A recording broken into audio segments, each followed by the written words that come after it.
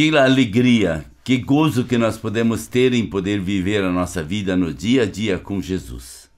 Mas eu sei que muitas vezes nós temos problemas com isso. E nós somos todos pecadores e como pecadores nós temos algumas dificuldades. E eu quero ler um texto hoje de Lucas capítulo 7, 37 em diante. Ao saber que Jesus estava comendo na casa dos fariseus, certa mulher daquela cidade, uma pecadora, trouxe um frasco de alabastro com perfume e se colocou atrás de Jesus a seus pés.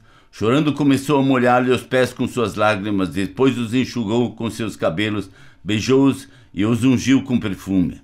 Ao ver isso, o fariseu que havia convidado disse a si mesmo: se este homem fosse profeta, saberia quem nele está tocando e que tipo de mulher ela é, uma pecadora. Então lhes disse Jesus: Simão, tenho algo a lhe dizer. Dize, mestre, disse ele. 2 homens deviam certo credor. Um lhe devia 500 denários e outro 50, e nenhum dos dois tinha como lhe pagar. Por isso perdoa a dívida de ambos. Qual deles amará mais? Simão respondeu: supondo que aquele a quem foi perdoada a dívida maior. Você julgou bem, disse Jesus. Em seguida virou-se para a mulher e disse a Simão: vê esta mulher? Entrei em sua casa, mas você não me deu água para lavar os pés. Ela, porém, molhou os meus pés com suas lágrimas e os enxugou com seus cabelos. Você não me saudou com um beijo, mas esta mulher, desde que entrei aqui, não parou de beijar os meus pés. Você não ungiu a minha cabeça com óleo, mas ela derramou perfume nos meus pés. Portanto, eu lhe digo, os muitos pecados dela lhe foram perdoados, pois ela amou muito. Mas aquele a quem pouco foi perdoado, pouco ama. Então Jesus disse a ela: seus pecados estão perdoados. Uma história que para mim, muitas vezes, me traz algumas situações assim que eu não consigo muitas vezes entender direito o que Jesus queria com isso. Mas ele quer nos ensinar alguma coisa. E ele quer nos ensinar algo muito profundo. Essa mulher era conhecida em toda a cidade como uma grande pecadora.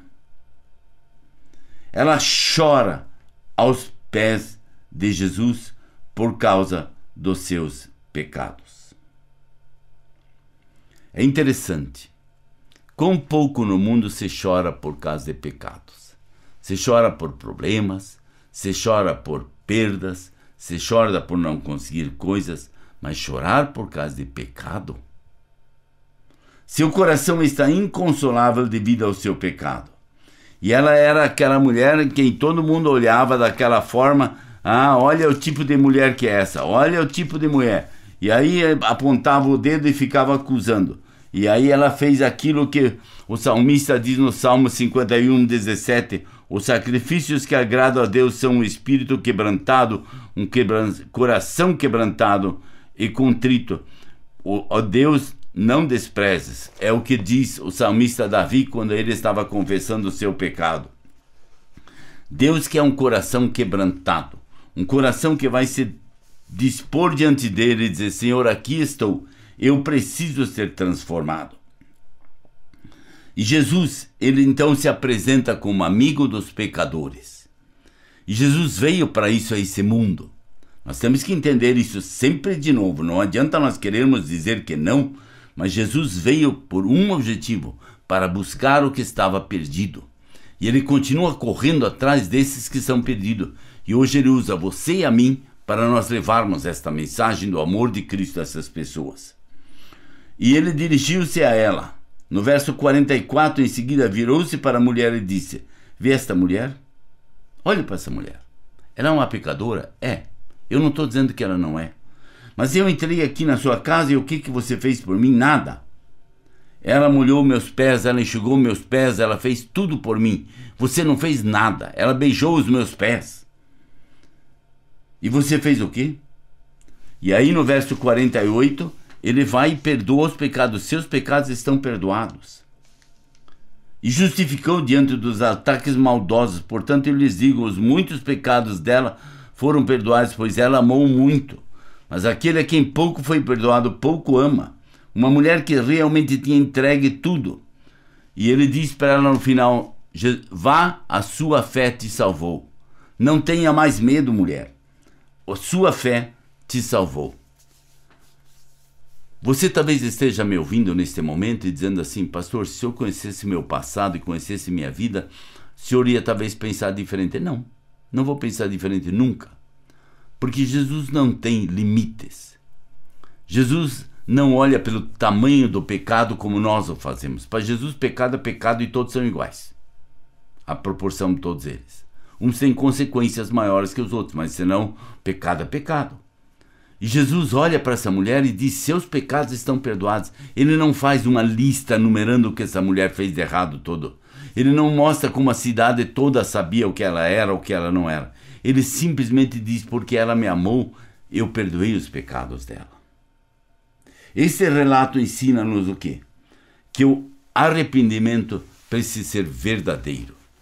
E para uma mulher chegar perto de homens naquela época era muito complicado. Ainda mais se pôr aos pés dele, começar a chorar, molhar os pés com lágrimas, enxugar com seus cabelos, derramar, beijar os pés, derramar perfume sobre ele. Isto era um sinal de verdadeiro arrependimento. Quão grande é daí o amor de Jesus para as pessoas. Ele conta o exemplo dos dois, um devia de 500 denários, outro 50, e eles perdoou os dois. E o próprio fariseu diz: quem foi perdoado maior foi o privilegiado. E Jesus diz: você está certo. Mas ele diz: você precisa amar assim a todos. E nós precisamos amar assim a todos. Como o homem deve chegar a Cristo? Do jeito que ele está. Não precisa fazer cerimônia. Eu primeiro preciso acertar minha vida. Você não precisa acertar nada. Vem acertar os pés de Jesus. É ali que você acerta. De que modo o salvo deve amar e agradecer a Deus? Assim como essa mulher fez. Ela simplesmente foi grato. E ela simplesmente recebeu aquilo que Deus deu a ela. E eu preciso ser assim. Eu somente preciso receber o que Cristo me dá. E o que Cristo me dá, eu preciso viver isto no meu dia a dia. E ele diz: a sua fé lhe salvou. Então vá em paz. A nossa fé precisa demonstrar o que nós somos. Ela precisa demonstrar que nós somos realmente filhos de Deus, arrependidos, que foram resgatados pelo precioso sangue de Cristo e que através disto agora nós temos a salvação em Jesus. E daí viver em paz, porque sabemos que Cristo nos dá esta verdadeira paz. Que Deus te abençoe.